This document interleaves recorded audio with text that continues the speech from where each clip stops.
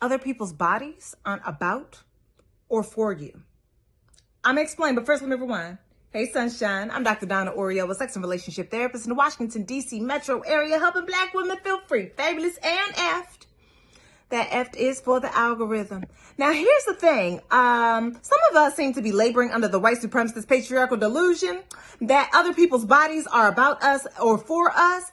And basically, baby, this ain't FUBU. Which means that you don't get to choose how people dress or adorn those bodies, even though you do get to sit at home and be critical about it. See, the thing is, I ask the question of why are we mad? Right? So I think it's 3 reasons. Number 1, we are still very much entrenched into the baby mama trope and believe that Sierra is an undeserving of happiness type of woman. And that if she is undeserving, then she should be reaching the highest echelons of what we believe a good mother and a good wife is supposed to dress like. Number 2, I believe that we have let other people choose our wardrobes and our lives for us. So when we see someone else living their whole best life, not thinking about nobody but themselves, we are a little bit upset. And number 3, for those of you who wish you was with Sierra or someone like her, what you're worried about is that the women in your life won't choose you. You believe that if they dress that way, that other people will see them and want to be with them and that you won't win out. Here's the thing. You're letting your fear dictate what she's supposed to be able to do with her body. And baby, that body don't belong to you. Now, here's the other piece of it.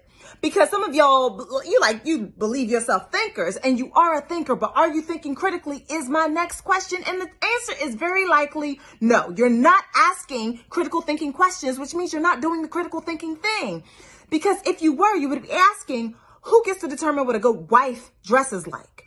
Who gets to determine what a good mother dresses like? And here's the thing, because she owns that body and not her kids and not her husband and certainly not you, that means that she gets to dress how she wants to dress. Her husband and that male gaze doesn't get to dictate her clothing. Her children also don't get to dictate her clothing. And on top of that, her clothing is not indicative of whether or not she is a good wife or mother. You would have to ask those people in her life to determine whether or not she is. Now, here's the thing. The white gaze also doesn't get to choose, because I know that some of you are upset because you thought that she was at the Oscars instead of an Oscar after party event. So you are already judging her based on like, oh my gosh, respectability politics. Get yourself together.